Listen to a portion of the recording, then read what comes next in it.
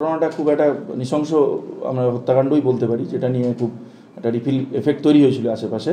ভোরের দিকে প্রায় 100% বার্নড অবস্থায় যখন পুলিশ গিয়ে পৌঁছয়, গোপালপুর গ্রাম পঞ্চায়েতের যারা অধিবাসী স্থানীয় তারা খবর দিয়েছিল, তখন আমরা ওই অবস্থায় মৃতদেহটা পাই। আমরা বুঝতে পারি যে একটা অ্যারাউন্ড 30-40 একটা মহিলার ওটা মৃতদেহ। তো যেটা পিওটার মধ্যে যেটা স্পেশালিটি ছিল, মানে স্পেস অফ অকারেন্স যেটা, সেখানে হচ্ছে যে ওটা খুব অনেকটাই একটা রিমোট প্লেস, এবং ওখানে 3টে বাঁশ দিয়ে একটা যে ওয়াটার বডি, সেখানে একটা সাঁকো মতো করা আছে, যেটা নয়নজুলি।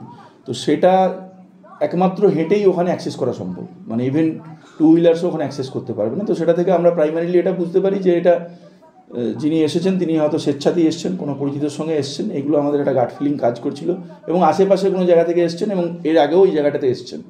তো পরবর্তীকালে আমরা তদন্তে যেটা 24 ঘন্টার মধ্যেই যেটা আমরা পেলাম, আশেপাশে থানাগুলোর যেটা আমাদের যেগুলো মিসিং আছে বা সিআইডির যেগুলো আমাদের এসওপি মেনে কাজ করতে যেয়ে আমরা লোকালি এখানেও ম্যানুয়াল ইন্টেলিজেন্স থেকেই আমরা পাই যে আমাদের বিষ্ণুপুর থানা এরিয়া থেকে ওই মহিলা যিনি মারা গেছেন, মুসলিমা বেবি, যার পরে আমরা পরিচয় পাচ্ছি, উনি তার হাজব্যান্ডের সঙ্গে একটা বনিবনা হচ্ছিল না, দাম্পত্য কলহ অনেকটা বেড়ে যায়। ওদের বিয়ে হচ্ছিল 2021-এ, কিন্তু 2023 ফেজ থেকেই উনি বাপের বাড়িতে থাকছিলেন বিষ্ণুপুর থানায়। তো সেই দিন রাত্রেবেলাতে সন্ধ্যের দিকে, বিকেলের দিকে অ্যাকচুয়ালি, তো ওই হাজব্যান্ড আবার ওই মাঝে মাঝে ওদের মধ্যে দেখা কথা ইত্যাদি হতো, যেহেতু একটি সন্তান আছে ওদের বছর 2-এর, তো একটি মেয়ে আছে। তো সেদিনও ওকে ডাকে শ্বশুর বাড়ি থেকে। ওরা যখন বাইকে করে যায়, সেটা ওনার বাড়ির যে শাশুড়ি, যিনি মানে যে অভিযুক্ত বা যে মৃতার মা, তিনিও সেটা দেখেন। তারপরে আসার পরে যেহেতু ইদানিংকালে যখন আলাদা থাকছিল, সেই সময় এর একটা ধারণা তৈরি হয়েছিল, এটুকু আমরা এখন পেয়েছি প্রাথমিক তদন্তের মধ্যে, যে একাধিক সম্পর্কে জড়িয়ে পড়েছে তার স্ত্রী। তো সেই বিষয়টা থেকে একটা এর মধ্যে একটা বিদ্বেষ তৈরি হয়, বিক্ষোভ তৈরি হয়, এবং ওই জায়গাটাতে এর আগেও এরা দেখা করেছে, যেটুকু আমরা পেয়েছি এখন পর্যন্ত তদন্তে। তো সেই দিনও ওরা একটুখানি সেই জায়গাতে যায়, যেখানে একটু প্রাইভেসির সন্ধানে বলা যেতে পারে, ওরকম একটা দুর্গম জায়গায়, এবং একটা সময় একটা সুযোগ বুঝে পাশে যে ওয়াটার বডি আছে সেখানে প্রথম তাকে শ্বাসরোধ করে ওই মহিলাকে হত্যা করে অভিযুক্ত। তো তারপরে কিছুটা সময় অতিবাহিত হওয়ার পরে ওখান থেকে ও চলে আসে বাঘরাহাটের একটা পেট্রোল পাম্পে।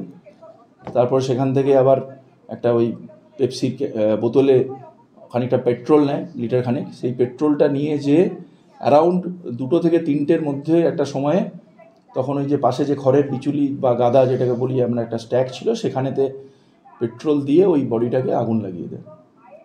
তারপরে যখন পরবর্তীকালে গ্রামবাসী নজর আসে, তখন অলরেডি ওটা 100% বার্ন হয়ে গেছে।